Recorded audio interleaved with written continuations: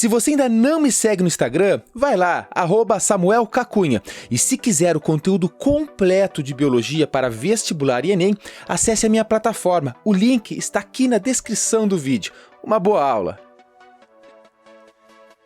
Fala pessoal, tudo certinho? Bem-vindos a mais uma videoaula e nesta videoaula falaremos dos nossos queridos e charmosos protozoários. Lembrando que os protozoários estão dentro do reino protoctista. O reino protoctista pode ser chamado também de protista, só que o protista é uma linguagem mais antiga, muito utilizada, na verdade, por muitos livros ainda trazem a linguagem protista, algumas apostilas. Muita gente enraizou o protista e não quer mudar. Não está errado, mas o mais recente é protoctista. Lembrando que a este reino fazem parte não só os protozoários, mas como também as algas. Porém, nesta videoaula falaremos só dos protozoários. Teremos uma outra aula exclusivíssima só para algas. Então, estava aqui tomando meu amargo, né? Como é bom tomar um chimarrão bem amargo, uma erva pura folha aqui, antes de dar uma aula, porque isso aqui é pura cafeína, gurizada, tô viciado em chimarrão. Vai fazer o quê, né? O importante é que a gente é feliz. Olha só, vamos falar então das características gerais dos protozoários, depois dos grupos dos protozoários, depois falaremos especificamente de cada um desses grupos e depois reprodução e aspectos importantes. Tudo que você tem que saber para detonar nos vestibulares. Vamos lá. Características gerais dos protozoários. Tu já sabe, eles são eucariontes, são seres eucariontes, suas células são eucarióticas. Não vou me ater muito aqui sobre o que é uma célula eucariótica, porque você já sabe. Mas só lembrando, célula eucariótica é aquela maior, cheia de organelas e mais complexa. São unicelulares. Ah, professor, não tem um protozoário de mais de uma célula? Não. Protozoários são unicelulares. O que significa que eles são formados por apenas uma célula. Aí tu pensa, é uma célula que desempenha todas as funções vitais de um organismo e o mantém vivo. Fantástico. Gente, protozoários são lindos. Se tu quiser dar uma pausa nesse vídeo, vai na internet, começa a pesquisar formas de protozoários, práticas de protozoários. Se tu já fez prática no ensino médio, se tu tá ainda no ensino médio, fala lá com o teu professor. Pega assim, ó. Chega, tem um riozinho na tua casa, perto da tua casa, no valetão, tira uma gotinha, põe essa gotinha num potinho, leva para o microscópio e olha, gente, numa gota de água podem ter formatos de protozoários lindos, fantásticos, magníficos. É um grupo perfeito, né? Na verdade, nem tanto, porque algumas coisas podem acontecer aqui. Vamos lá, a maioria deles são de vida livre, significa que eles estão livres, a maioria deles está livre. Mas eles, como é uma única célula, não podem estar livres no deserto. Eles vão estar normalmente em ambientes com água, né? Ou com umidade alta. Então, água doce, água salgada, locais úmidos no geral, lodosos, sempre terá um protozoáriozinho por ali. Alguns deles são parasitas. Quando eles são parasitas, significa que eles estão dentro de um hospedeiro, sugando esse hospedeiro e causando a doença. Por isso, inclusive na nossa espécie, vocês vão ver, nós teremos também uma aula exclusiva de doenças causadas por protozoários, que tu vai ver que o troço é hardcore algumas doenças, cara. Inclusive, a doença que mais mata no mundo, a doença parasitária que mais mata no mundo, é uma doença dos protozoários. Vamos lá, alguns fazem troca de benefícios entre outros organismos. Eles estão dentro lá do trato digestório, por exemplo, de cupins, de algumas baratas, e lá eles fazem uma troca, eles recebem proteção e pá! Entregam alimento para eles. Falaremos também um pouco mais adiante. Reprodução predominantemente assexuada. Eles se dividem, literalmente, fissão binária, tu já sabe disso. Mas eles também fazem reprodução sexuada. Quando ocorre a troca, a recombinação gênica, a gente encaixa como sexuada. Digestão, ora, a digestão deles ocorre dentro da célula, ou seja, ele absorve o nutriente, a bactéria que ele vai comer, seja lá o que for, e lá dentro ele faz a digestão. Então isso é importante também você saber que a digestão é exclusiva dentro dessa única célula. Lembrando que é uma célula que mantém ele vivo, que se locomove, que faz a digestão, que faz a excreção. Gente, fantástico. Isso aqui, para pensar, até porque, olha só, protozoários vem de primeiros animais. As primeiras pessoas que observaram os protozoários chamaram de protozoários porque, isso aqui é um animal primitivo. Só que depois a gente descobriu que eles não são animais primitivos, eles são outro grupo, por isso que tem um reino exclusivo para eles. Quais são os grupos, professor? Vamos lá, classificação. Pessoal, aqui é algo muito polêmico dentro da biologia, porque classificar protozoário é dificílimo, porque veja que ele só tem uma célula. Tá, uma célula eucariótica, tá, beleza. Mas como é que tu consegue classificar dentro dos protozoários os grupos que tem, se é somente uma célula simples que, na verdade não é nem por ser uma célula simples, é porque tem tanta variedade dentro desse grupo aqui que é difícil a gente classificar. Mas hoje, a mais aceita é você pegar o protozoário, tá, e classificar ele de acordo com a sua estrutura de locomoção. Se possui, se não possui, qual é. Então a mais aceita, a que é cobrada nos vestibulares, as que estão aí massivamente nos livros de ensino médio e até de superior, é a classificação no tipo quanto à sua locomoção do protozoário. E aí tem 6. 4, essas primeiras 4 são as mais importantes. Essas duas aqui ainda é um pouco mais específico, pode cair nos vestibulares, pode, mas o principal, tipo, está no desespero e eu preciso saber para a prova, só minha memória tá cheia, meu HD tá cheio. Então esses 4 tem que saber. Mas se você é hardcore, se você tá com sangue no olho, mete os 5 e os 6 também no teu HD aí. Beleza? Então, ó, 1, risópodes ou risópoda. Outra coisa, vocês vão ver que esses nomes variam. Tem várias variações para esses nomes. Mas o que tu tem que te ligar é que os risópodes são as amebas. São os protozoários que se locomovem por pseudópodes. Pseudópodes são falsos pés. Tu lembra lá da aulinha de citologia que a gente teve, né? Mas beleza. Os pseudópodes, eles emitem, faz com que a membrana plasmática deles se projete dos protozoários, se grude no ambiente e depois ele se puxa. Isso aí é um movimento amebóide. Então, quem é que se locomove por pseudópodes são as amebas. Um exemplo são as amebas, né? E do grupo dos risópodes. Claro, depois nós falaremos especificamente de cada um desses grupos. 2, ciliados. São protozoários que possuem cílios. Eles então se batem os cílios, né, e conseguem se locomover assim. O grande exemplo, e é o protozoário mais utilizado, é o paramécio. Falaremos também deles mais especificamente. E repara que a gente fez um desenho bidimensional, aqui em 2 dimensões, mas os cílios que eles possuem por toda a volta da célula. Ok? E não só, é como se tivesse feito um corte aqui, a gente só olha, tranquilo, uma boa. Então são ciliados ou ciliófora. 3, flagelados. Ai, que fácil, né? Cilióforos, cílios, flagelados, flagelos. Então são protozoários que se locomovem pelos flagelos. E pode ser um flagelo, pode ser 2, pode ser mais flagelos. Ok? Nesse caso são os mastigóforas, do grupo mastigófora. 4, esporozoários. Aqui pega, mano, velho, porque esses bichinhos aqui, que não são bichinhos, que são protozoários, eles não têm estrutura de locomoção. Então são sem estrutura de locomoção. E eles também são chamados de apicomplexo. Você vai ver depois, no decorrer da aula, que ele tem esse complexo apical que serve para ele penetrar na célula do seu hospedeiro. Portanto, esses esporozoários são parasitas. Vamos falar depois com muita calma. E esses 2 grupos finais, que é importante se você quer dar o passo além da concorrência, são os foraminíferos e actinópoda. Ambos grupos também se locomovem, emitem pseudópodes. Só que os pseudópodes deles são diferentes do que os pseudópodes dos risópoda. Por isso que eles são classificados diferentemente daqueles. Você vai ver que os pseudópodes desses protozoários são super finos e longos. Ele vai lá e cata o alimento, então ele emite outro, vai lá e cata o alimento, ou ele se gruda e se puxa.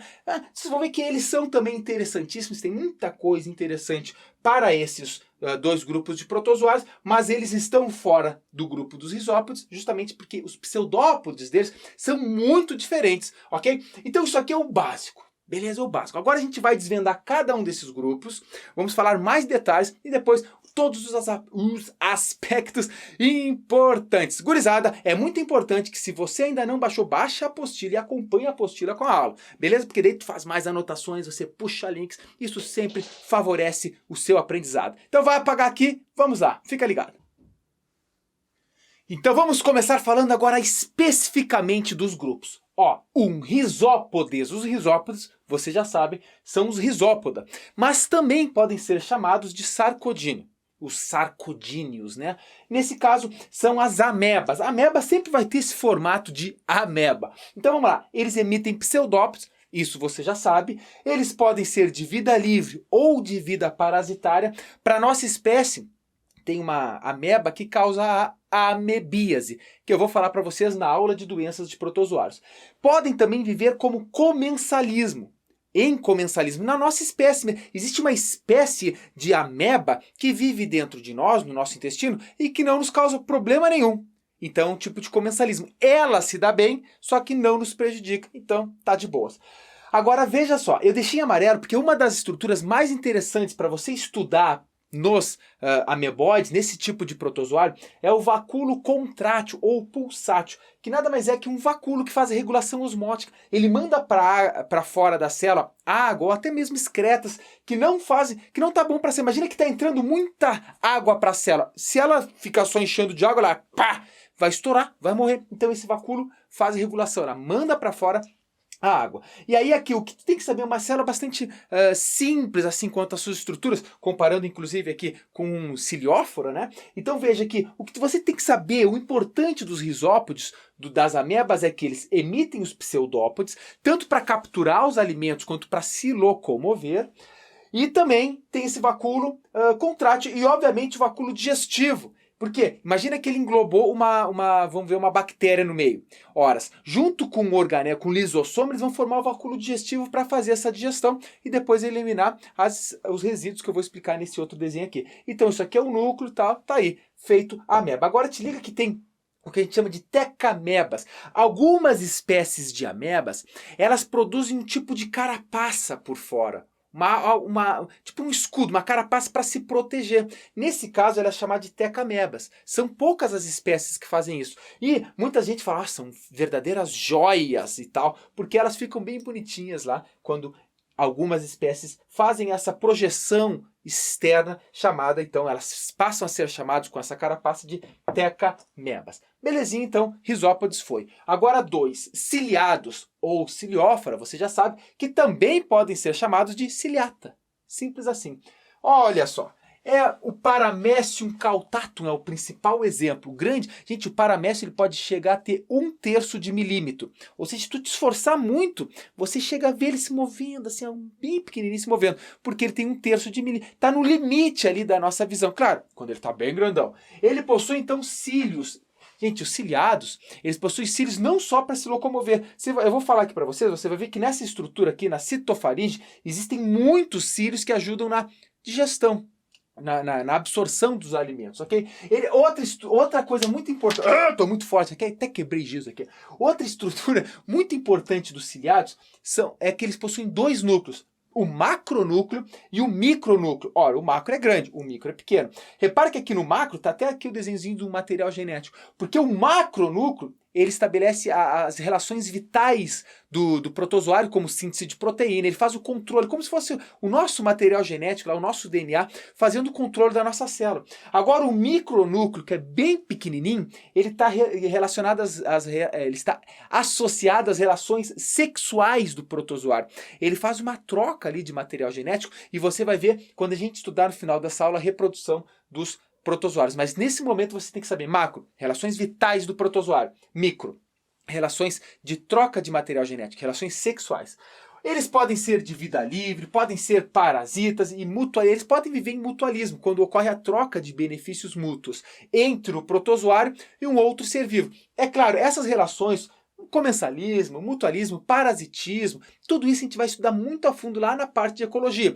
Por isso que a biologia, ela se estrutura em escadinha. Se você está acompanhando aí todas as videoaulas na plataforma, você vê que passo a passo a gente vai puxando os links dos conteúdos. No final você vai estar um biólogo nato, hardcore, pronto para gabaritar qualquer prova. Então, eles podem ter todos esses tipos de vida, né? Vida livre, né? Parasitária dentro causando prejuízo, ou dentro de um outro organismo se beneficiando e dando benefício ao outro. Bom, aqui está o Paramecium, o famoso Paramecium e as suas principais estruturas. Eu vou falar das estruturas e a gente vai entendendo a função e o que é mais importante. Começando pelo vacúolo contrátil. Pessoal, o vacúolo contrátil, eles vão ter normalmente em 2 vacúolos contráteis, um em cada extremidade. Eles têm a mesma função desse vacúolo contrátil, porque eles fazem a regulação osmótica, eliminam o excesso de água que tem no protozoário, no caso aqui no Paramecium. Outra estrutura que é muito importante, membrana plasmática nem vou falar, macro e micronúcleos estão aqui, já expliquei para vocês, mas é todo esse mecanismo de alimentação que eles têm. Bom, eles têm uma fenda aqui, o que a gente chama de sulco oral. Sulco, uma abertura oral. Bom, nessa abertura, a partir dessa abertura, ele dá origem a um tipo de um buraco, assim, que a gente chama de citóstomo, que nos vestibulares eles podem associar o citóstomo à boca, porque assim, é como tem uma abertura, um sulco, dentro é a boca. Então o citóstomo é a boca. No fundo do citóstomo, tu vai entrando ali, tu vai chegar na citofaringe. A citofaringe, imagina, é como se fosse uma faringe cheia de cílios, que a bactéria que passou por aqui, esses cílios vão batendo e geram esse movimento da água. Então ele vai literalmente andando pelo ambiente, batendo os cílios da citofaringe e absorvendo os seres vivos, outros, bactérias ou até outros protozoários, enfim, a comida deles. Bom, aí vamos tomar como exemplo que ele está comendo uma bactéria. Essa bactéria vai pela citofaringe e ele vai até o final, onde ele se junta num vacúolo. Um tipo de vacúolo que a gente chama de fagossoma. Esse fagossoma, ou fagossomo, ele vai ficar livre no citoplasma. Vai ficar livre. Então está aqui o fagossoma, essas bolinhas aqui são os fagossomos, eles estão livres no citoplasma. Esses fagossomas vão se encontrar com o que a gente chama de lisossomos. Lembra da organela lisossomos? Então, o fagossoma mais o lisossomo vai formar o vacúolo digestivo. Vamos de novo. A bactéria entrou, passou pelo citóstomo, passou pela citofaringe, se uniu formando o fagossoma. É um resíduo, é uma bolinha em volta por uma membrana que está ali o alimento. O fagossoma está livre no citoplasma. Agora ele se une, chega ao lisossomo e se une nele. Pá! Forma o vacúolo digestivo. Por quê? Porque dentro desse vacúolo que vai acontecer a digestão. Ocorre toda a digestão da bactéria que ele comeu, ele aproveita todos os nutrientes e o que é ruim tem que ser descartado. E aí, para ser descartado, ele vai mandar esse vacúolo, né? No desenho tá lá, pode sair em qualquer lugar aqui. E quando esse vacúolo está sendo enviado embora, porque ele já fez a digestão, nós chamamos de vacúolo residual. Porque o vacúolo residual está, nesse momento, carregando resíduos da digestão, resíduos da bactéria. E ele vai ser eliminado pelo citopígio. Citopígio é como se fosse o ânus, tá, do protozoário. Obviamente não é um ânus, mas como elimina os resíduos por ali, tu lembra como citopígio sendo o ânus. Ele faz a plasmocitose, ele elimina o que é a célula, o lixo residual do metabolismo da célula. Beleza? Outra estrutura que aqui você tem nas aulas do professor Samuel, que é muito importante, embora não é em todo o livro nem em toda a apostila que tem, são os tricocistos. Tá vendo essas estruturinhas verdes que tem por toda a volta do paramécio? Veja, o paramécio é unicelular, tá lá se mexendo, de repente tem um perigo, um predador para ele. O que ele faz? Pá! Libera esses filamentos que são chamados de tricocistos e espanta o predador. Então, tricocisto está associado à defesa, ok? Aqui eu falei de cada uma das estruturas, é importante você ter anotado elas, e claro, como falei para vocês tendo a apostila, lá tem detalhadamente a função de cada uma dessas estruturas e um resuminho para vocês. Mas é isso, pessoal, é isso que você tem que saber dos ciliados. Agora eu vou apagar aqui, nós vamos falar do 3 para o 4 e logo nos encaminhando para o meio final da aula. Fica ligado. Vamos continuar agora então com 3 flagelados. Você sabe, flagelados podem ser chamados de mastigófora ou até zoomastigófora, ou ainda flagelata. Isso é uma confusão que a gente faz muitas vezes. O vestibular vem com um nome, de repente a outra questão vem com outro nome, a gente enlouquece. Mas infelizmente é assim. Porém, o mais importante, o que eu friso para você saber, são realmente os grupos e como eles conseguem a sua estrutura de locomoção. Qual é a sua estrutura de locomoção? Então vamos falar dos flagelados, que obviamente tem a sua estrutura de locomoção, o flagelo. Pode ser um flagelo, normalmente dois flagelos, um grande e um pequeno, vou falar para vocês, ou até dezenas. Lembre-se daquele lindo protozoário que parece um carinha com 2 grandes olhos, cheio de flagelos. Ela não tem um nem 2, tem vários flagelos, que é o protozoário que causa giardíase, né, a giardia. Vamos lá. Agora, os flagelos não são uma novidade evolutiva no grupo. Fala assim, só esse chegou nesse grupo e a partir desse ocorreram derivações, surgiram novos grupos. Não, o flagelo surgiu tanto nos protozoários flagelados e ao mesmo tempo em outros grupos. Portanto, não é uma novidade evolutiva, é interessante você saber. Eles podem ser de vida livre ou de vida parasitária. Quando eles estão de vida livre, eles são ou de água salgada ou de água doce, ou ainda em ambientes muito úmidos. Agora, te liga numa coisa muito importante, já falei para vocês, todos os protozoários de vida livre, eles não podem viver em ambientes muito secos. porque eles iam desidratar, eles iam morrer. Imagina, uma única célula vivendo no deserto. Não ia dar certo. Ainda importante você saber que nos flagelados, veja, os que são assim, ó, sozinhos, que vivem sozinhos, não vivem em colônia, vivem sozinhos, eles têm que nadar. Eles nadam muito por causa do flagelo. Então eles têm que estar necessariamente, quando de vida livre, em água salgada, ou água doce, ou ainda, como eu disse para vocês, em ambientes com muito lodos, locais onde tem bastante água, muito embora não sejam uns rios, ou seja, mares, ambientes que possuam água, beleza? E na vida parasitária, dentro de outro organismo. Lembra aqui do Trypanosoma cruzi, que causa a doença de Chagas. Falaremos dessas doenças mais para frente em outra aula. Também, esses protozoários, além de vida livre, além de vida parasitária, eles podem fazer mutualismo. Eles estão lá no trato digestivo das baratas ou dos cupins. Como é que tu acha que o cupim consegue comer a madeira?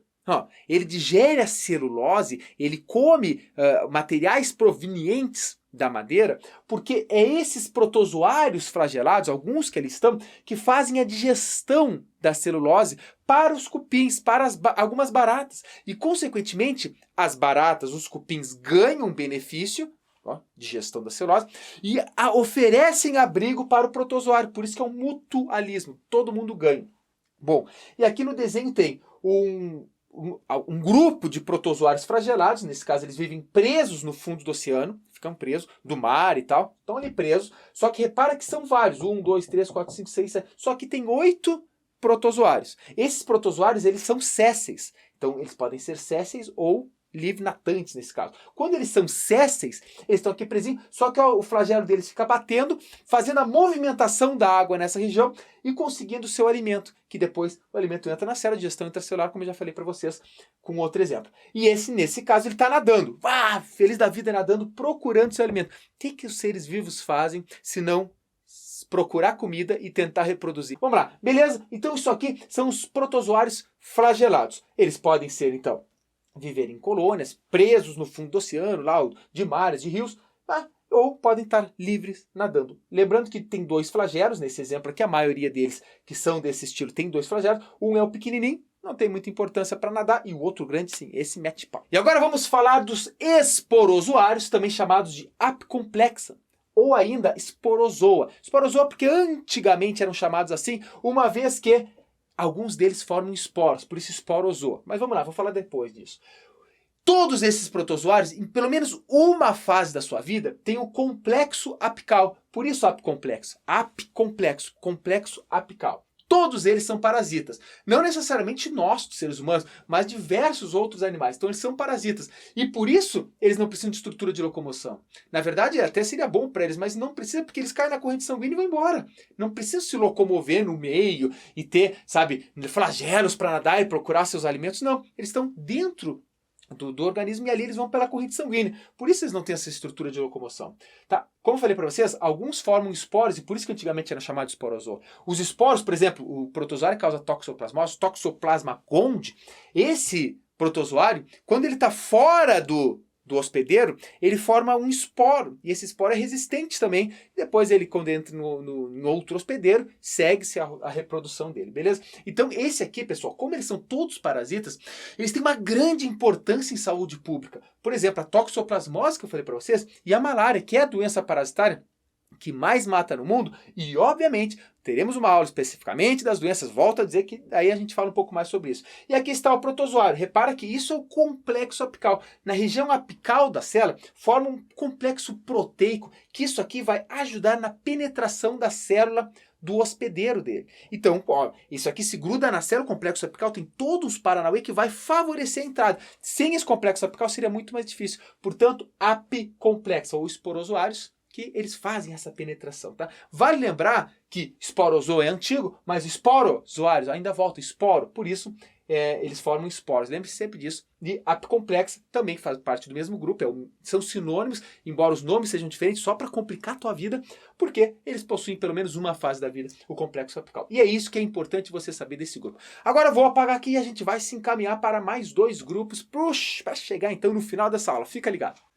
Vamos continuar então com 5, foraminífera. Fazem parte deles os foraminíferos. Vamos lá, pessoal, a característica desses protozoários é que eles possuem uma carapaça externa com perfurações. Essa carapaça externa pode ser de carbonato de cálcio, de quitina ou de fragmentos calcários e sílicos, ou sílicos, né, que o próprio protozoário seleciona da areia. Ele vai tirando, tira isso aqui, é sílica, eu gosto, isso aqui é calcário, eu gosto, e ele vai formando a sua carapaça. Bom, essas pequenas perfurações na carapaça desse protozoário são importantes porque é dali que os pseudópodes saem. Porque imagina, uma carapaça é dura. Se eles têm pseudópodes, como é que os pseudópodes saem, essas projeções da membrana plasmática? Olha, tem que ter pequenos furos nessa carapaça, senão não sairia. E desses furos os pseudópodes saem para captar alimento, para até favorecer a sua movimentação.